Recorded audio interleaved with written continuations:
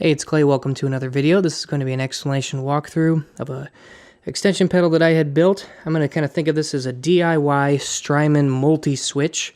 So if you have a Strymon pedal, like a timeline or something like that, one of the big ones, the trifecta, and you don't want to buy the 3-pedal or 3-foot switch add-on multi-switch device, you want to build one yourself, this is what I put together, and hopefully it can help you do the same.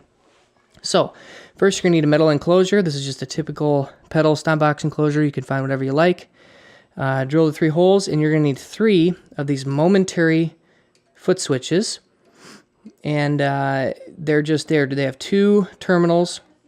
Very straightforward, simple devices, momentary switches. You're going to need 1 stereo jack, 1/4-inch stereo jack. Okay, and a stereo jack has a tip ring sleeve connection, and then you also need to use a tip ring sleeve stereo cable alongside with it. When I refer to these 3 different terminals, I'm talking about the ones that would match up with a stereo cable. So a tip ring sleeve is referring to the 3 ends of a cable. So for example, I've got a stereo cable here in front of you. As you can see, we've got a tip ring sleeve. They're separated by these little plastic inserts. When this cable goes into the jack, like so, now you can see there's a tip connection right here. Then this is the ring connection going to this middle part. And then the sleeve is really the base on the internal part of it, connecting there. Now, on this stereo jack, the 3 prongs here refer to as follows. So this middle one here is your sleeve. That's kind of your ground connection.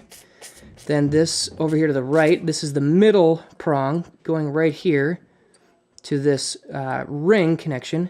And then this one over here is your tip going right here. Alright, so now let's get into the wiring. I will have a diagram for you to follow in the description below if you wish, but I'm going to do a verbal explanation now. Each of these 3 momentary switches has 2 terminal connections on it. One of the 2 terminal connections needs to have a wire, can be any color. Now each of these wires coming off of one of the terminals, now it doesn't necessarily matter which one. The way I've wired it is I've got the left terminal as you look down.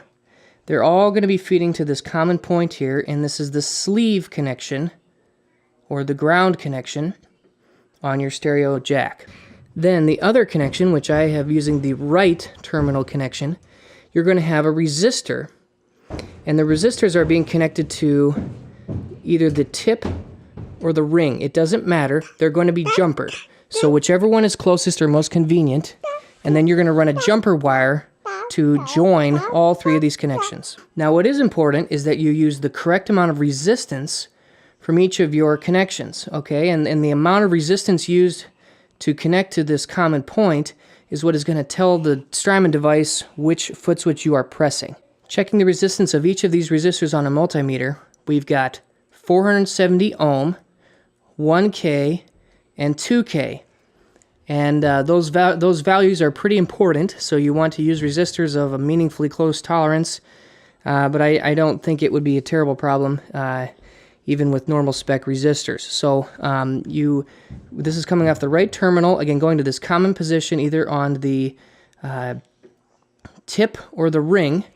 And again, it doesn't matter because this is also going to be jumped together, right? So you've got 3 resistors going to this common point and then jumping those connections together. And that's it.